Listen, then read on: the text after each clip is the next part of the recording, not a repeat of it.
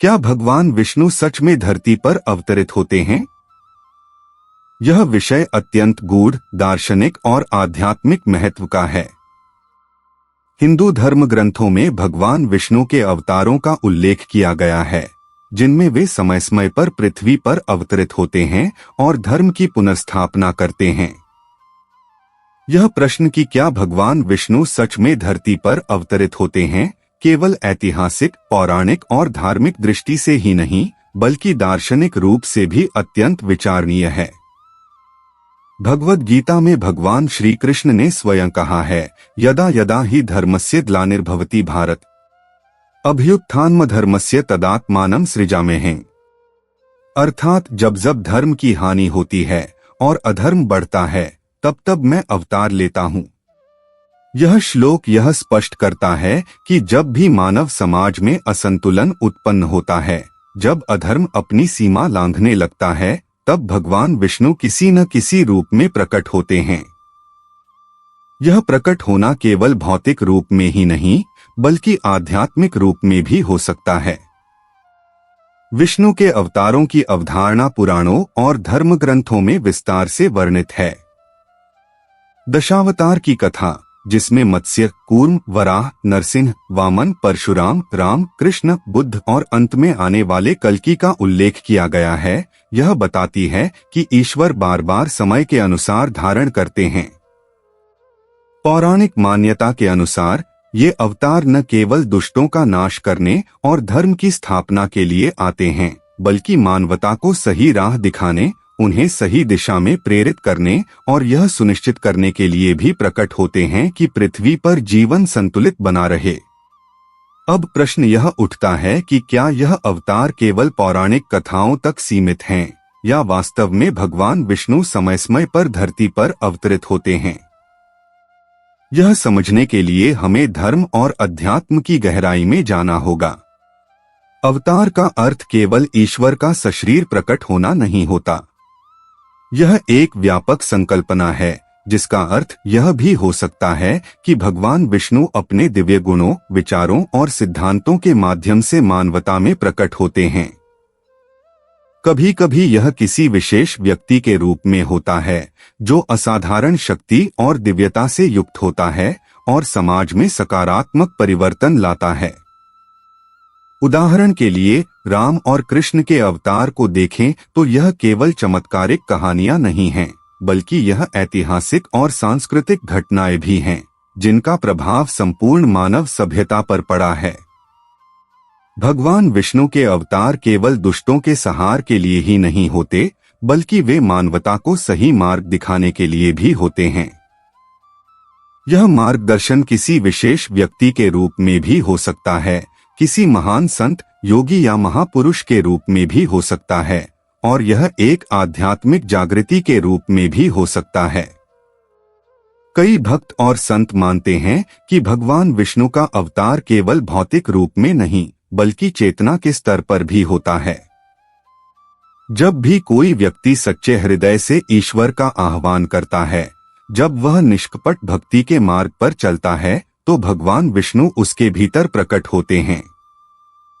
इतिहास में भी कई ऐसे महापुरुष हुए हैं, जिनके कार्यों और शिक्षाओं ने यह आभास दिया कि वे भगवान के अवतार थे। श्री रामकृष्ण परमहंस, चैतन्य महाप्रभु, संत तुकाराम, संत मीराबाई, स्वामी विवेकानंद आदि, गुरु शंकराचार्य जैसे अनेक संतों को भगवान विष्णु का अंश माना जाता है, क्योंकि उन्होंने मानव समाज को आध्यात्मिक प्रकाश दिया और लोगों को भक्ति, प्रेम और सत्य के मार्ग पर चलने के लिए प्रेरित किया। यहाँ यह समझना आवश्यक है कि अवतार केवल एक शारीरिक घटना नहीं, बल्कि एक आध्यात्मिक प्रक्रिया है। जब भी कोई व्यक्ति, समूह, विचारधारा या आंदोलन धर्म और सत्य को पुनर्स्थापित करने के लिए कार्य करता है, तब उसे भी अवतार का एक रूप माना जा सकता है। यदि हम भगवान विष्णु के अवतारों को ऐतिहासिक संदर्भ में देखें, तो पाएंगे कि वे केवल धार्मिक ग्रंथों तक सीमित नहीं हैं, बल्कि उनका एक गहरा दार्शनिक और सांस्कृतिक संदेश भी है। रामायण और महाभारत केवल कथाएं नहीं, बल्कि जीवन के मार्गदर्शक हैं। इन ग्रंथों में जो मूल्य और शिक्षाएं दी गई हैं, वे न केवल प्राचीन काल के लिए बल्कि आज भी उतनी ही प्रासंगिक हैं। आज के समय में जब अधर्म, अन्याय, अनीति और पाप बढ़ रहे हैं, तब यह प्रश्न उठता है कि क्या भगवान विष्णु पुनः अवतरित होंगे। कई भक्तों का मानना है कि कलियुग के अंत में भगवान विष्णु का अंतिम अवतार कल्कि अवतार होगा। यह अवतार अश्वारूढ़ योद्धा के रूप में होगा, जो अधर्म का नाश करेगा और सत्ययुग की स्थापना करेगा। लेकिन यहाँ एक महत्वपूर्ण विचार यह भी है कि क्या भगवान का अवतार केवल बाहरी रूप में होगा या फिर वे हर व्यक्ति के भीतर जागृत हो सकते हैं। क्या हर व्यक्ति के भीतर भगवान की शक्ति निहित नहीं होती? यदि हम गीता के संदेश को ध्यान से पढ़े तो पाएंगे कि भगवान श्री कृष्ण ने कहा है कि प्रत्येक व्यक्ति अपने कर्मों के द्वारा ईश्वरीय गुणों को प्राप्त कर सकता है। इसका अर्थ यह हुआ कि भगवान विष्णु का अवतार केवल बाह्य रूप में ही नहीं बल्कि हमारे भीतर भी हो सकता है। जब कोई व्यक्ति सच्चाई, प्रेम, करुणा, सेवा और धर्म के मार्ग पर चलता है, जब वह अपने भीतर के अज्ञान को नष्ट करके ज्ञान की ओर बढ़ता है, तब वह अपने भीतर विष्णु तत्व का अनुभव कर सकता है। अतः यह कहना कि भगवान विष्णु सच में धरती पर अवतरित होते हैं या नहीं, यह प्रश्न केवल बाहरी प्रमाणों से हल नहीं किया जा सकता। यह एक आस्था, भक्ति और आध्यात्मिक अनुभूति का विषय है।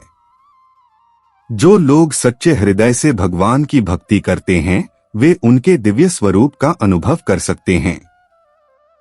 और जो इस प्रश्न को तर्क और विज्ञान की कसौटी पर परखना चाहते हैं, वे इसके उत्तर को केवल तथ्यों में नहीं बल्कि धर्म और दर्शन के गहरे अध्ययन में खोज सकते हैं। भगवान विष्णु का अवतार केवल एक धार्मिक घटना नहीं बल्कि एक शाश्वत सत्य है। वे केवल किसी विशेष समय में ही नहीं बल्कि हर युग में, हर क्षण, हर जीव के भीतर उपस्थित होते हैं। आवश्यकता केवल इस बात की है कि हम अपनी चेतना को उस स्तर तक उठाएं जहां हम उनके स्वरूप को पहचान सकें। यही वास्तविक अवतार है, एक ऐसा परिवर्तन जो बाहरी नहीं बल्कि आंतरिक होता है और जो प्रत्येक व्यक्ति के भीतर स्वयं भगवान विष्णु की उपस्थिति को अनुभव करने में सक्षम बनाता है।